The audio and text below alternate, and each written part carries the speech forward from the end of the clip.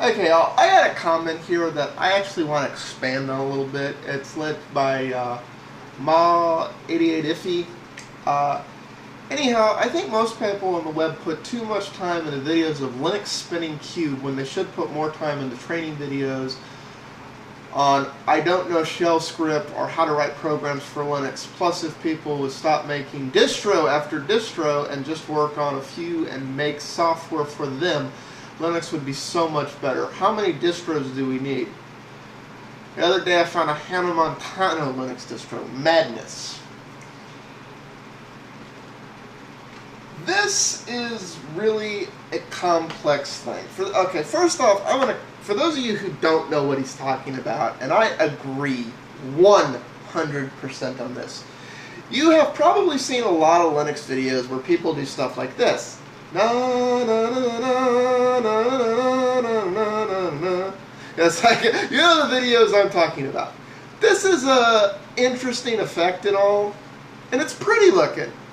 But at the end of the day, it really has no use.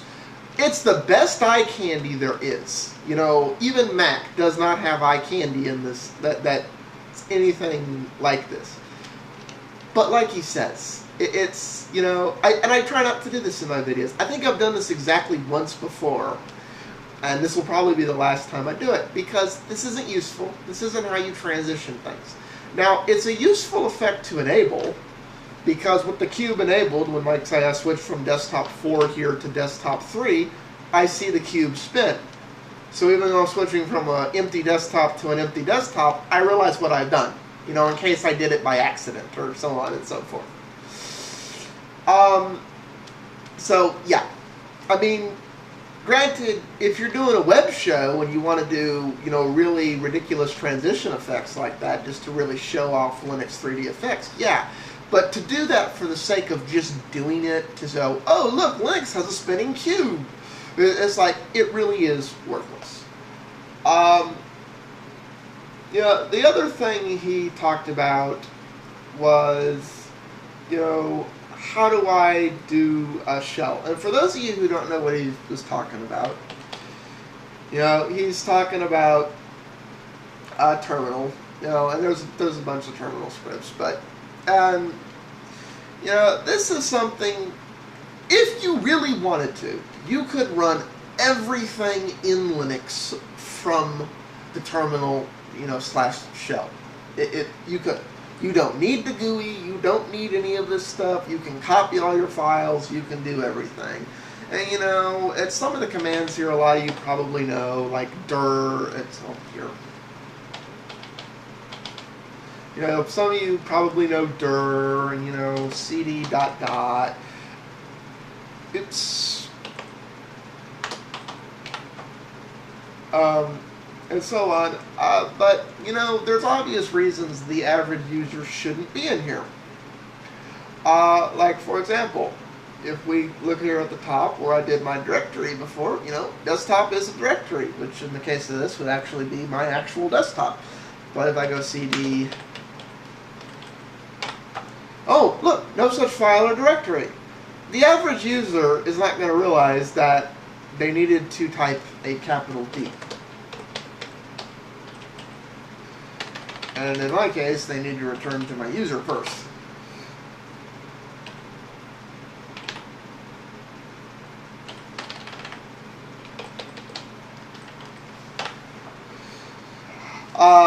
So, you know, little things like that. And there are certain applications, like YouTube DL is probably a foremost one, and some of them give useful error prompts. Like in the case of YouTube DL, you know, it tells me I need to add a URL. But most of the programs won't give a user feedback as to what they did wrong or what was going on, and, you know, won't figure out certain things. So I don't recommend the average user spend time in here. Now, granted, there's some things you can only do from shell, just like there's some things you can only do on Mac. In terminal, there's some things on Windows you can only do from, you know, its terminal, CMD. So people should get familiar with that, and just by virtue of using the OS, and going to the forums and going, oh, I have trouble, something went wrong, or how do I fix that? You know, somebody may ask you to go in terminal on some things because it's the only way they can get the information. Well, when you're doing that, it's like being on the phone with tech support. You're doing it under the guise of supervision. I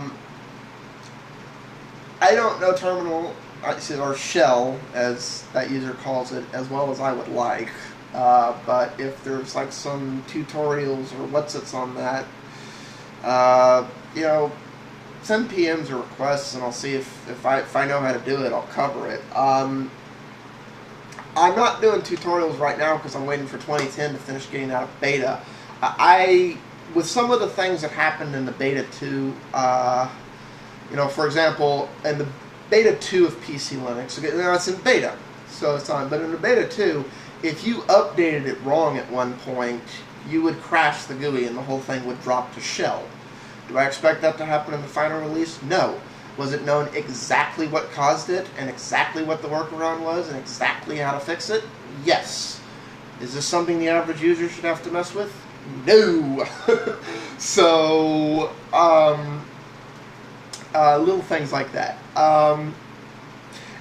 And yeah, shell is a useful skill to have, even if it's only a basic understanding of some of the commands and some of the things that goes on.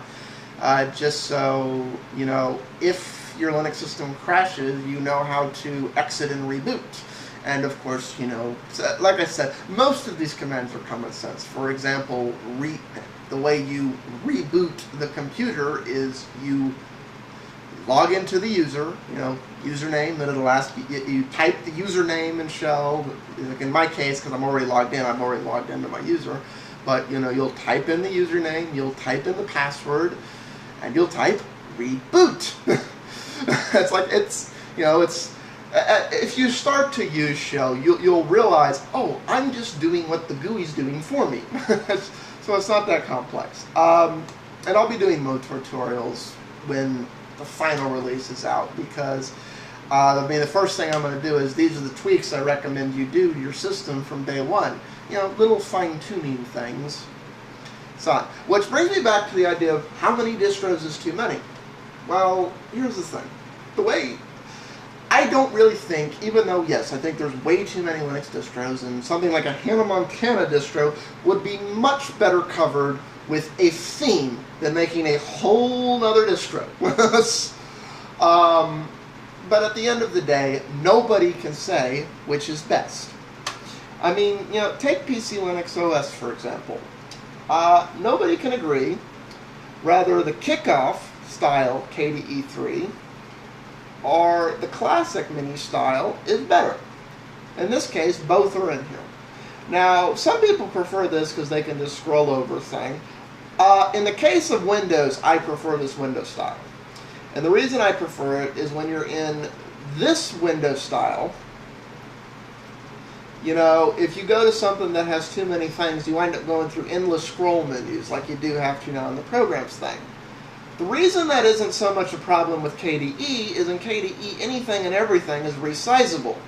So, you know, I can make this big enough that no matter what menu I'm in, everything shows up as long as I have enough monitor space to do it. And that's just a little subtle disagreement. You know, there's the agreement is which desktop's better, KDE, GNOME, and all these subdivides. And really what another distro is exploring that subdivide. Now, again, sometimes they're too sub-splintered. But if you'll notice, there's probably well over 100 Linux distros, possibly even well over 1,000. Some of which are no longer maintained, some of which are actively maintained, some of which are not intended for the end user. They're server OSs. As far as the end user goes, right now, you know, there really is a short list. I would say the short list is Ubuntu, Mint, PC Linux OS, Madriva, and SUSE. I'm aware there's others, but there's others that are derivative of those. If I've left yours off and you think there's another one that should be on that short list, let me know if I screwed up. But if you start limiting the number of distros, you limit the different solutions that they cause. So it's there's good and bad that comes with it, and the cream comes to the top.